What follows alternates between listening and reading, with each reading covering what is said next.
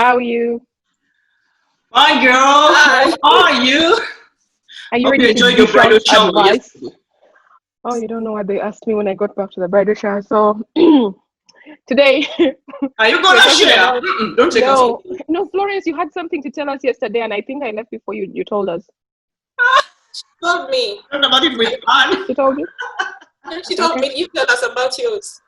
You guys are keeping things from me now. Okay. Yes.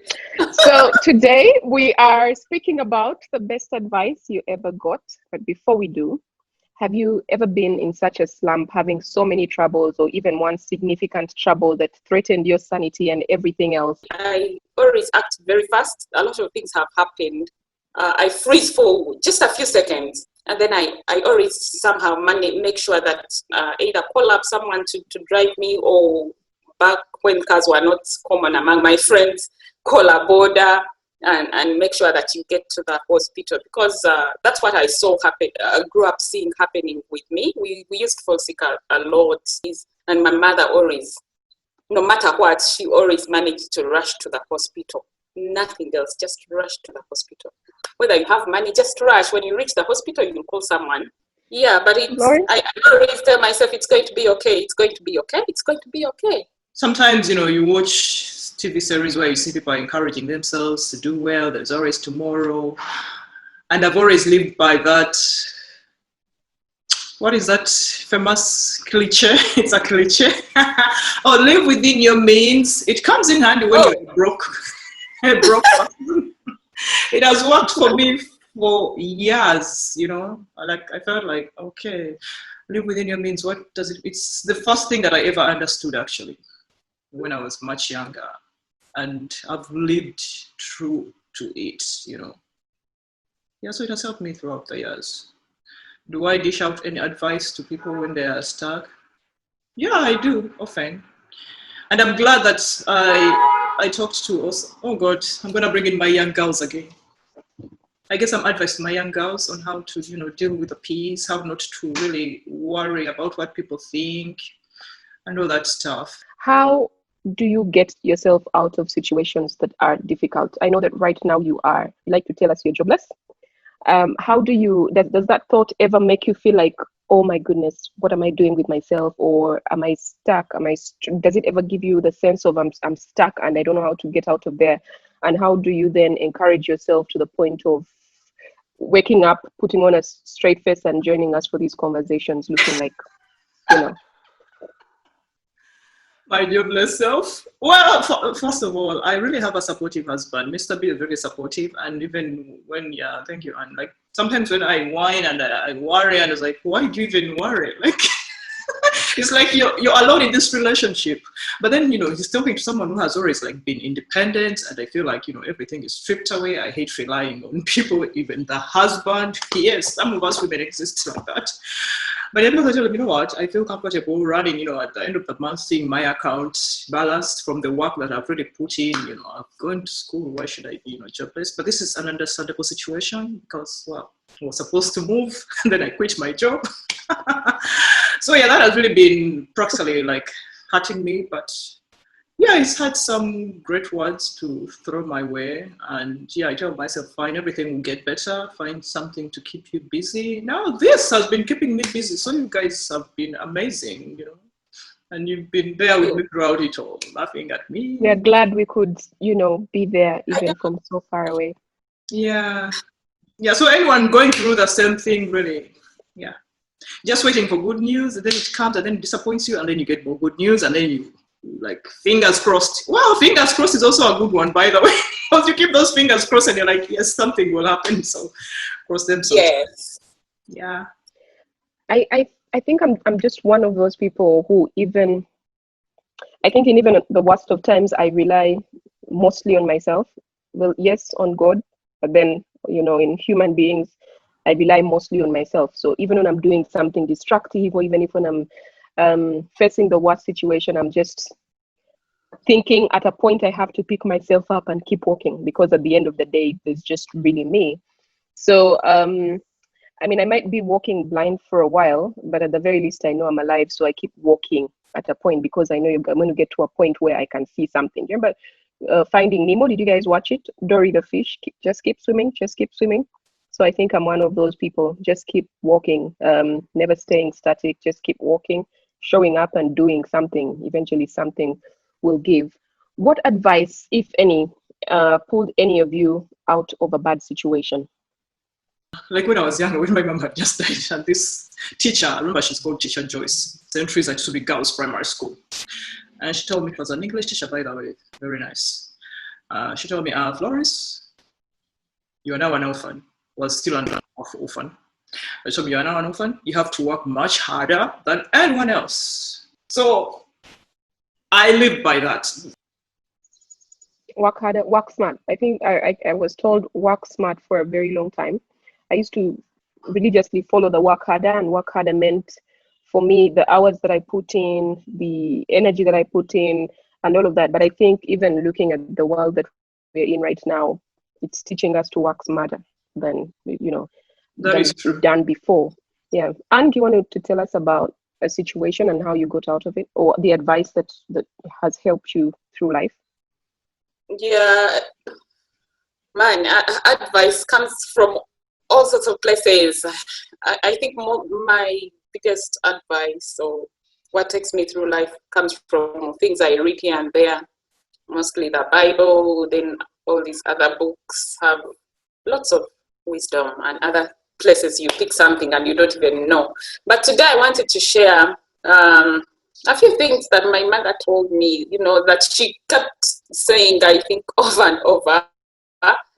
They didn't necessarily pull me out of a particular situation, but I find that I apply that kind of wisdom. For example, she would say something, she always says, always expect the unexpected.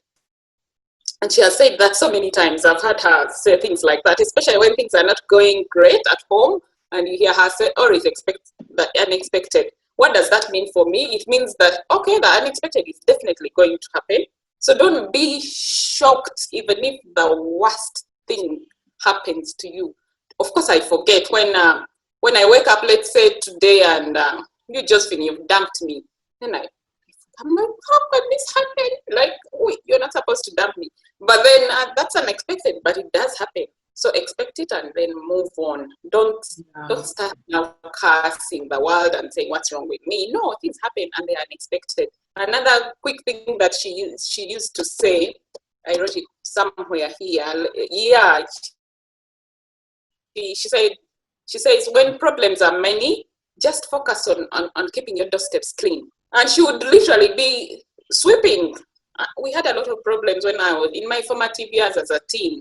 We had, my parents had both lost jobs. Both of them, they had lost jobs. And even the small businesses they had started we had eaten them, all the money finished it. And we had packed up stuff from Lugazi, where we used to stay, and then moved to Mitoma, to some house that was almost crumbling and stuff. And there was no money, and we needed to go to school. There was really no money. All of us were S1, S2, S4, S3, P5, P1, all those kids, plus a host of other serious issues that needed money. So she would say, just focus on keeping your doorsteps clean. Of course, it didn't make sense. I would get a broom at that time and just sweep. And even I want to understand, okay. Thank you. I don't even know the context of this thing. I know, you have to think about it. But later, you guys, you remember when I left NTV, I didn't have a job. I had some money that I had under the bed, like I don't know how many dollars. Very few, they were in dollars. But Of course. Yes, I'd got like a gig that I had, and had my dollars, but it was so little money. And sometimes when you don't have a job, I've been out of jobs a lot. I can't even tell you how much. It's the worst thing to happen to a grown-up that has people who depend on her. It's the worst thing. Now you hear men complaining because me, I'm a man and I'm a woman, and I'm a woman and I'm a man, I'm everything. So when you think about it, you can want to stay in bed and just be dirty. You don't shower, you don't get up, and you don't do even the basics. For me, that means where problems are many, just focus on the smallest little thing that you can do. What is it that you can do right now that is within your means, that doesn't need money? Sweep your doorstep. Yeah. Brushing your teeth. Do you know how hard it is to brush your teeth when you have no money? Showering, wearing lipstick. That's the last thing you want to do. Like, why do you want to wear lipstick? You know, you want to be messy, you want to be, but you just have to focus. Do one small thing.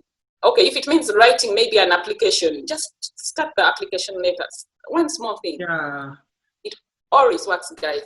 And you talked of small things, by the way. I remember, I don't know, because sometimes I don't even remember who told me what or whatever, because I think there was a lot of things thrown my way. I don't even care anymore. Because sometimes when you go through certain stuff, someone told me that, you know what, even if you're doing, I think it's even a common one, like if you're doing, you know, any job, however shitty it is, give it your best. Yeah. And I live by that. And that's why, like I told you, like my first job was waitressing in really, I was what, 19, going 20. Really shitty place, but trust me, I did it to the best of my abilities because I was focused. I knew this is what I wanted, so I gave it my all, as shitty as it was. And that's why even, you know, I joined university, I worked at the Stedman Group, you know, it's a research company which has really changed names over time. It must be Ipsos now. Like, it took me through the campus years. And then I also give it my best. But I remember one time when I was there at Stedman, and you know, you have to go out. You're practically a hawker, but you're doing research. You're bombarding people. You know, you're going to their homes, invading their privacy. You're going to people's offices, corporate offices. And I was really scared. I was like, wow, can I talk to these people? But you have to come back with these questionnaires all filled in and all that stuff. So one time there was a girl who told me she was really coming back with, like, I could come back with like 2 questionnaires out of 4 filled in, sometimes 1 out of 4. So, and then this guy was like, you know what, Florence, I don't think you're aggressive enough. For me, I'm aggressive. It's like, so what does it take to be aggressive? So I had to question myself, what does it take to be aggressive? Like, should I adopt a style?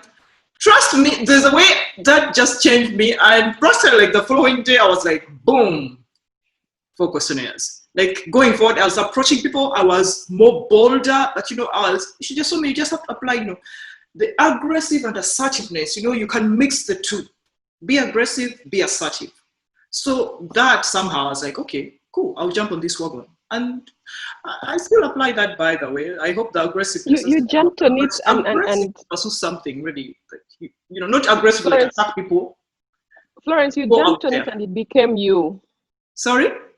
You jumped on it and it became you. I can't remember a time when I've known you and you're not aggressive and a go-getter. And I think when we use the word aggressive, people feel like it's an attack, like you were saying. So maybe, you know, people understand it when we say you're a go-getter. Like nothing stops you. If you must do, you do. And I think it's one of the things that we both admire about you. Thank you. Yeah, did I cut you short? Were you saying something? Yeah. Oh, the other one maybe that I'll read. Like when I was coming, I don't know if that's something you're gonna ask us, but when I was coming here in 2015, someone I first. Are you going to talk about professional advice? Sorry. Are you going to talk about professional work advice? Yeah, professional advice. Hold on. He's already talked about it. I know. Florence always gets ahead of me. Oh my God, I already talked about it. Oh God. Of course. You did. All right, let me share my personal one. Well, unlike you, my mother's everyday song was "Cleanliness is next to godliness." So that was like the anthem in our heads. 2 things: cleanliness is next to godliness. Obedience is better than sacrifice. So those were things that were drummed in our heads from when we were children. But I remember one particular time I was dealing with something really, really difficult. You guys would know. And my father, I remember, I was in his office at that time, and he told me, if the people who are in your life do not love and value you, you have a family that does. So keep that in mind when you are making decisions later on in life. And then I remember my mother telling me, keep moving forward. It does not matter what happens. When you make a decision, keep moving forward. So I think I've held on to those 2 pieces of advice for my personal life for a very long time. And I'm thankful, you know, that they shared those with me. They've helped me become the moving forward person that I think I am. All right, Florence, tell us about that professional advice, the second one. Oh yeah, professional. Now that I think about the personal, there was that There was a See, time what when do you do? I know, right? Oh my God. Okay, I'll read that passage. Okay. There was one that what I saw No, no, from no. a Tell famous us. pastor. Is it T.D. Jakes, whereby he talks about learning to let people go. Yeah. There's a Let way. it go. He had a book. Yeah, there's a way I've just lived by that, and it's sort of refreshing because you think about a lot of things like, why should I hold on to things that are, not shifting. But anyway, the profession, when I was coming, when I was coming to LSE, I remember I had applied for something that was in February. I have the date, 13th February 2015. So I texted someone and I said, oh God, I'm brooding. I was probably crying because the way I'm seeing it. I'm resisting the bloody tears, but they want to come. Chevening scholarship tells me to try again this summer. I cry emoji. Like I'll ever. Already the defeatist to me was like, I won't even bother. So then I said, oh God, I hate poverty. I hate that I can't pay my own bloody tuition in one of the 3 UK universities, which kindly gave me unconditional offers. So right now, even the Kindle can't console me. So it was like a code word, but it's Kindle. So I think I'm going to die. That's what I said. I know. It was that much. It was that extreme. Yeah, So this person says, you are not going to die. Is your life purpose school? Is that all you ever dreamed? You've achieved so much, and the rejections will always come. I've always admired that you celebrate all the little things, sad things about people with so much passion, is they take rejection hard. And shut up. Well, try another place. When a door closes, God has opened a window. You just need to find it. And you have more heart and patience than me, who never tries. Wow. Josephine, does that sound like you? Ah! Because you gave me that bloody advice. Oh my, are you serious? I don't remember. I was touched, like, Let me tell you, when you said you have more patience than I said, that sounds like something that I I would probably said. Oh, that was February. You told me Wow. about, and I've always had that saying of, a door closes, a window opens. And I'm one person who has lived with doors closing on me. And then, I had an opportunity. Like, I was Welcome to adulting. Doors are going to close. a scholarship came, and I was like, wow, on government sponsorship. And then even after my university, like I had a falling out with some of the people I was staying with, and then a good interview job, I had to stay in Kenya for 1 year. So it's like doors have been closing and then windows opening, and I tried to squeeze through. So Josephine, yes, you told me that in February, and trust me, like don't give up. So there I was, and by April, I had already gotten another scholarship, which brought me finally here to my baby, my husband, and my education, my master's, first of all. I graduated, guys. So yes, thank you for that. It was touching, and I said, you know what? Okay, this has been so nice. I'm going to start howling, and you told me haul away. And well, I love crying, so I cried and cried over it. But then I found a window, and I got the energy to apply for the scholarship, which finally got me here. If I'd stayed closed off and said, I'm a loser, I can't even bother any other scholarship, Chevening has said no to me. They told me try again in the summer, blah, blah, blah. So I'm not brilliant enough. Those things, going back to my diffidence, not believing in myself. So that was nice. But yeah, so wow. Thank you, Josephine. And there is lots more that you told me, like, I can't even discuss, because one time you told me, do not even post this if I ever find you posting this, but it's something so beautiful that I would love to post it in entirety. Wow. No, seriously, this girl has believed in me more than I believe in myself. That you couldn't post, that's special. That must have been special. Something that you couldn't post. I know I didn't. This was really special. I can just say you that did? I can just told you to put you the highlight. She and told you me didn't to stay true to my way of doing things. And of course, she put in the good things, So yes, I'm trying to stay true to myself. And like I told you, Shelby, never take on, like battles, don't fight with people. Because like I said, I can go on Twitter and just take on someone. But yeah, choose your battles wisely. So yeah, all the things I've had them through the years, and it was nice to see people really emphasizing them in my adult life and coming from friends. So I really respect that.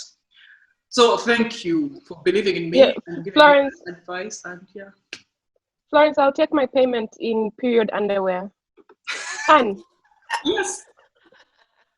what, do you have any professional advice that you got, or should I go? No, just go. Like Florence has said so many beautiful things, especially how to take rejection. I take hard, guys. I take it hard when I apply for things, scholarships, jobs, fellowships, things, and I get a lot. All my hopes up. You start telling people. Yesterday, I was just telling my brother how I applied for a job, and we reached the stage of an offer. We negotiated money, and they asked me when I can start. And I went to some boutique and bought clothes worthy of that job, and I bought them. Up to now, it's been like 3-4 years. I'm still waiting for them to call me to get to get started. But I was so heartbroken. I've been so heartbroken so many times. But you know what?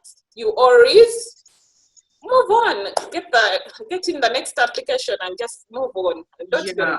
And like my husband always says, all you need is one yes. Only one yes. So wow, that's a good one.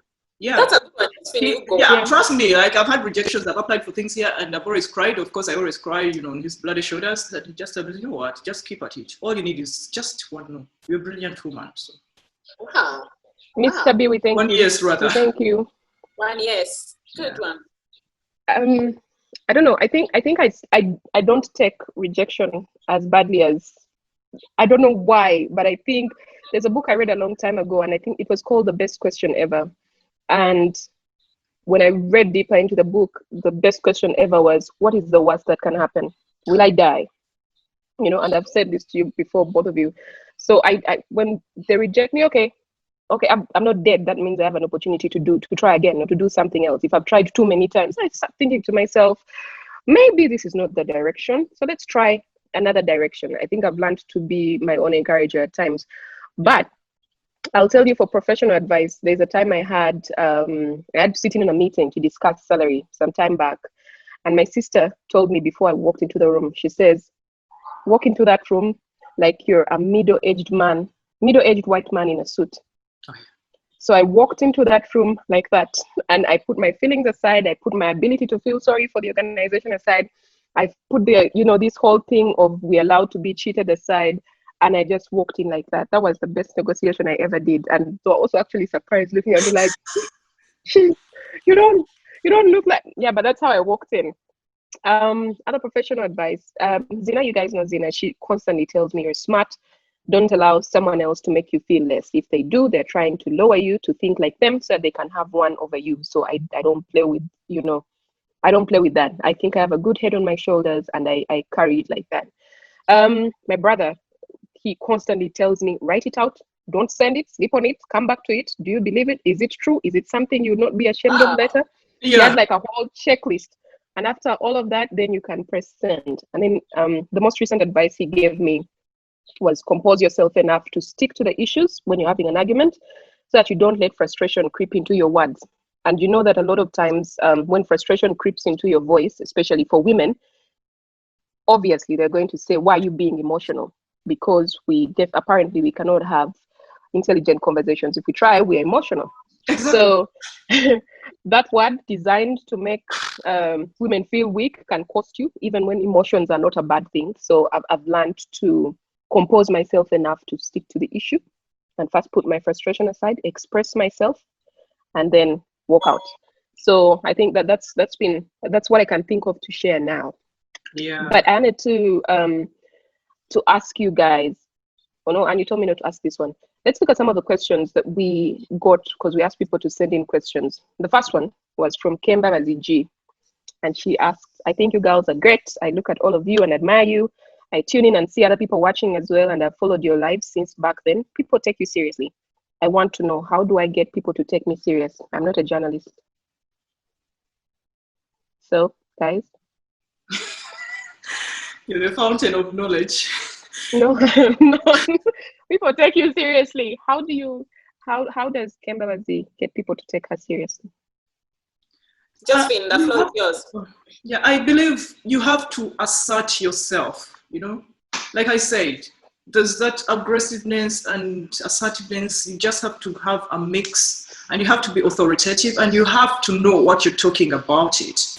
Because we've been journalists, and I guess, people sometimes watch us on TV, but we also have, personal lives where we get crazy, because if anyone follows my life, sometimes people get like, oh, Florence, is this the one that I've been watching on on NTV, and then here you were giving me these dance moves. I was like, yeah, you know, life, you have to balance. And if you want to take you seriously, just believe in yourself, just believe in what you're doing, just believe what you're doing is right. If what you're doing is wrong, then obviously you have to question yourself, because people are going to call you out on it. But if you're giving people facts and the truth, and these are people who are educated enough to understand that this is something real, they're going to listen to you. They're going to give you an ear, you know, and they'll say, wow, okay, why not? You will even be a go-to. Seriously. Because if I want some advice right now, I can go to these girls of mine, you know, there are some people I can just run to and say, what do you think of these, blah, blah, blah. But if I feel like there's this particular friend who is like, I won't bother maybe telling them something. But yeah, people can take you serious. Even at work, you just have to assert yourself. Of course, you have to learn, you know, when not to speak up. There's one time my boss tells me, there's a famous saying around which goes like, you know, it's better to shut up so that you don't prove yourself to be an idiot than to say something and then, they say, oh. So even if you're in a meeting, you better be ready to defend whatever you have to say. You know, at the risk of coming out, you know, as well, you should have stayed quiet. Now you've proved that you're an idiot. So there's that saying of, you know, don't prove yourself to be an idiot. If it means keeping quiet, keep quiet. But if you have your information, you've done your research, authoritatively talk about it. People will respect you for it with time. Of course, it takes time to build, and there will always be those people who are just out there to get you and, you know, doubt you and all that. But you're going to win some hearts. So take heart and work at it and believe. Wear Josephine's jacket. Be that white, middle-aged man. Own it. Yeah, sometimes psychologically it can help. You just get out of your own element. Put on that, pretend you're Michelle Obama, for crying out loud. Why are we listening to Michelle Obama? Why does someone else do something that I can't do? And these are things I used to ask myself even in school. I've discussed this on previous episodes. Why is this girl getting 90s and I'm getting 70s? Ask yourself that, and the next thing you know, you're moving to an 80, you're moving to a 90 at your top of class. I used to question myself, you know, over that. I was like, why is someone else authoritative? Why is Josephine being listened to and I can't? What is she doing that I can't do? What can I emulate? You know, something like that. So that works for me. Yeah. Kembalazi, it's Kembalazi, right? Yes. Yeah. Yeah, Kembalazi. I have just one thing that I want to say to you. What other people think about you, think of you, is none of your business. So if you're asking yourself, you want people to take you seriously, for you, how do you take yourself? Do you take yourself seriously? Do you think you're serious? Do you feel that you know what you're talking about or what you're about? It doesn't have to be professional. It can be personal. Everything you're doing, people will think what they want. They will laugh at you, of course, and that will hold you back from speaking out, even from taking that other step. But that's none of your business. You take yourself seriously. Think that you're serious, and you are serious. Don't let these other voices. Is anyone coming up to you and asking you and telling you, you're not serious, I don't take you seriously? Most likely it's in your, it's your perception of yourself. So don't mind about these other voices out there. Even if you see people laughing at you, just ignore them and do your thing and say your thing. Okay. I think I won't add anything to that. Another question we have, someone else reached out. She has 3 children and one on the way. Mr. Man's up and left. Should she go to court? She has been there before and she got no help. Should she go back and keep battling it out? Where should she start from? Josephine, check on that one, please. Guys, no. I can't do right now. We're talking about deadbeat men. I can't. My way of looking at all of these things is I like to pick my battles. And if you are, I don't think that anybody can ever grow a man up if he doesn't want to grow up. And I think court can only do so much. But if somebody doesn't want to participate,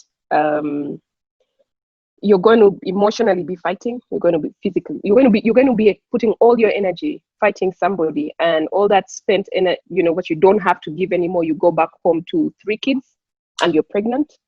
I think that's a lot. That's too much. And so I am not this person, but my usual strategy is I will pick myself up and start a life with my children, because I cannot be policing a grown adult who knows these are his children, but has decided to go. We've gone to court and court hasn't worked. I don't know. Save some energy to actually put food on the table for these children. Do your best to take care of them. That's all I'd say. Anne?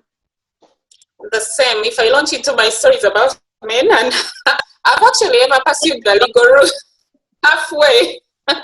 When I still believed in humans, and thinking that, you know, there has to be some way that you can actually police a man or anyone to do what they know they are supposed to do. Back then, when I was pregnant with my first baby, it was 11 years ago, 12 years ago. So I was so heartbroken and crying. I went to FIDA, I went to police, I went to Nakawa division. I did all this in one day, guys. You don't want to fight Anna. So I called up Miriam Attend. What was I thinking? Okay. All in one day like this. Actually, by midday, I was done with all these things. I had already started FIDA. Someone saw me at FIDA. I don't even remember her. Probably she's going to watch this. And she said, "Anne, what are you doing here? Do you want a story?" I'm like, "No, I don't want a story. I'm not here for a story." Yes. So I pursued all these things, and I was ready to, you know, drag this person to court, make them responsible, and make them, you know, do their part. The law is there, isn't it? Then at the end of the day, I felt like I learned so much information. There was one guy who actually sat me down and told me, "Do you know this person? This person hasn't grown. This person is a boy. We all want them to be a man, but they're still a boy." Then I looked around. They had all these babies I didn't know about. I learned about them that day. I'm like, what are you trying to save here? So I used all that. I called the Nakawa person and told them I'm not doing this anymore. And he said, "Are you sure?" I'm like, "Yes, I'm sure." So I went and did my work, and that is the last, I think that was the last phone call me, Anna, has ever made to this person to try and make them do what is legally okay. Their responsibility. What is their responsibility. I have never, 12 years, 11, even actually 12 years, because I was still pregnant.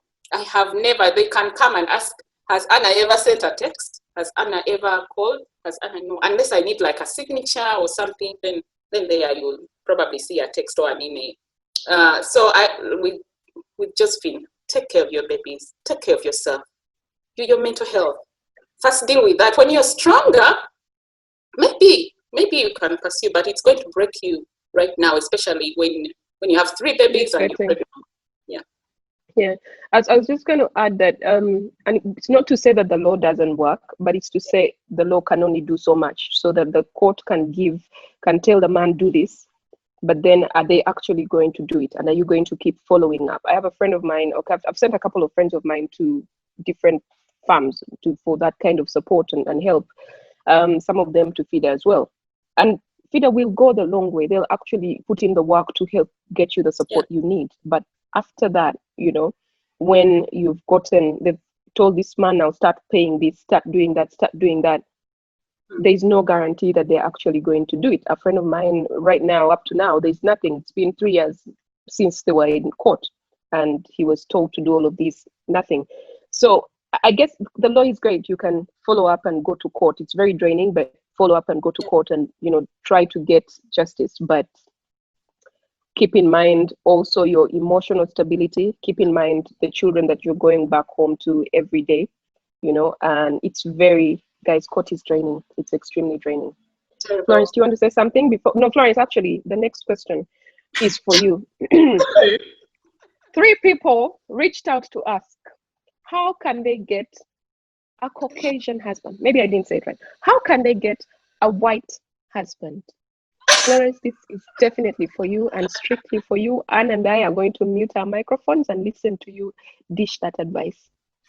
Seriously? Okay, I'm not going to laugh at this. Yes, we are entitled to want whom we want. So it's good to know that you want white men. And that's the thing. You're focused. You know what you want. If you're there, you're kind of like, okay, I want someone from the north. Work at it and get someone from the north. I love people from the north, by the way. Just saying, they're amazing men out there. So that That is a fact. Uganda. They're great guys, are educated and all that. All Ugandans are educated, but yeah, North is just special. So anyway, back to my ladies. White men. You know what? You don't just wish for something and it happens. You have to work at it. So first of all, where are you? Are you in Uganda? Josephine, are they in Uganda? They're in Uganda, right? I don't know, but I suspect so. Well, yeah. Anyway, Facebook, yeah. Facebook, people can be anywhere. So even if they're in Uganda or wherever, but I'll just say, if they're in Uganda, yes. Where are you socializing from? Do you have any connections? Is it at work? And of course, sparks have to connect as well. You don't just that I want someone and just get them, even if it's your fellow tribe mate or whatever. You have to work at it. So if you're in Uganda, the chances definitely are very low. That is a fact. Maybe I will also talk about this.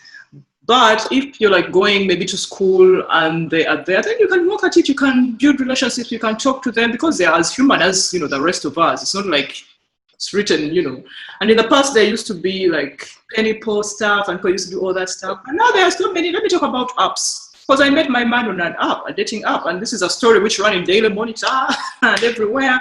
So dating app, people have no time to just meet even physically, blah, blah, blah. Or if they even meet physically, they're so busy at work and no one even cares. Just time runs you at school. Like I was here. Obviously, I came out to the UK. It's a pool of white people everywhere. But I was still going to school and I was like, I don't have time for this shit. So, because I didn't believe in dating, first of all, I was like, whatever, I've just come for my education, get it, go back. But a friend, we hosted him one day, Craig told me, girl, have you heard of Tinder? I was like, no, I haven't. Like, yeah, there are dating apps. Have you heard of dating apps? Like, okay, maybe I have. But there is this particular one. Join it, get a man, stop being too serious and too busy and stuff like that.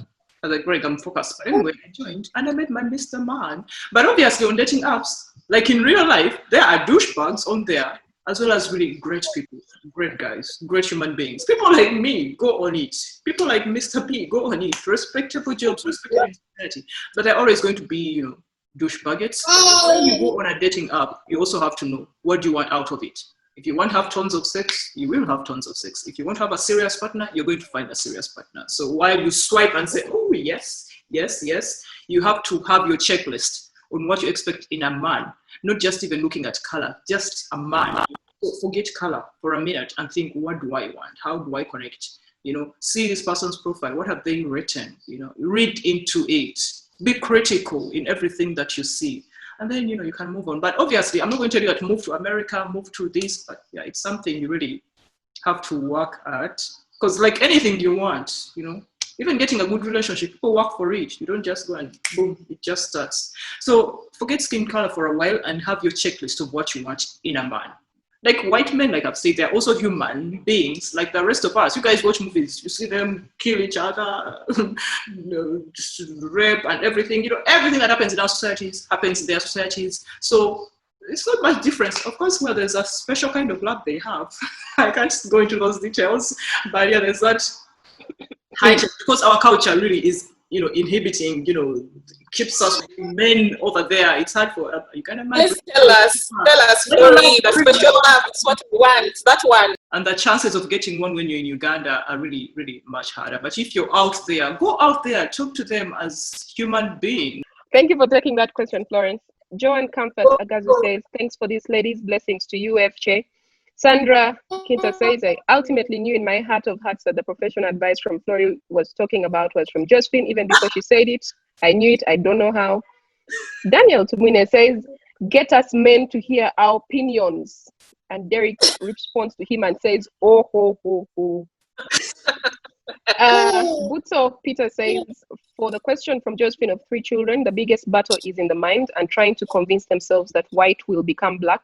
Let her know that whoever runs away from a responsibility is not worth your time.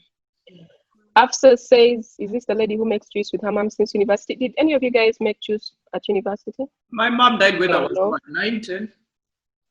Okay, Afsa, none of us. Mara says there are people who are serious, but the seriousness is in a joking way, but put the seriousness in a joking way, which becomes difficult to determine at what point they're serious and joking.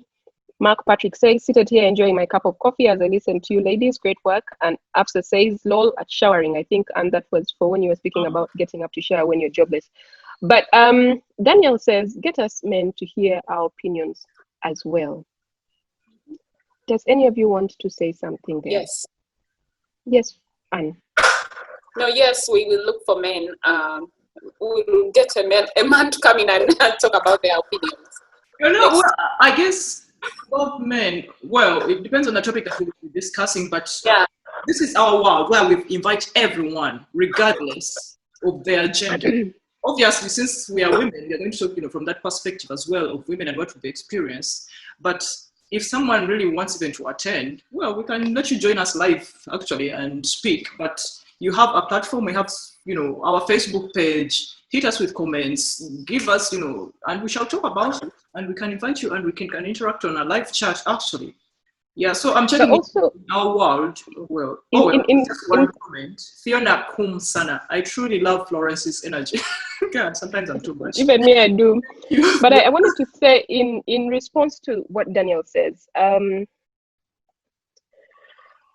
if you want to respond to what the person has asked about her having 3 children, if a man really, I think if you want to give your perspective or your view, you post the perspective or the view. If it keeps being a thing of call us to also talk about, it's the same fight that we are constantly having. One other person posted their comment and it's a man, and he said this is, what he thinks. I think that's the best way to have these conversations. If you have something to say that is going to be helpful to somebody who is asking for help, post the thing that is helpful to them. Let it not be a back and forth with, or even as we want to be heard. Please be heard. Facebook is a platform that allows you to speak, even, when they're not seeing you. You can even do a video. But that said, Florence, do you want to wrap us up? Yes, thank you, ladies. Thank you, Digital Farm. This has been amazing. You see, when you have children, they appear on live. Do something. We love you, Maya. Thank you. Follow us on Facebook, Twitter, Instagram, and please subscribe onto our YouTube channel. See you next weekend, and keep those tips coming in our inboxes. Love you guys. Bye.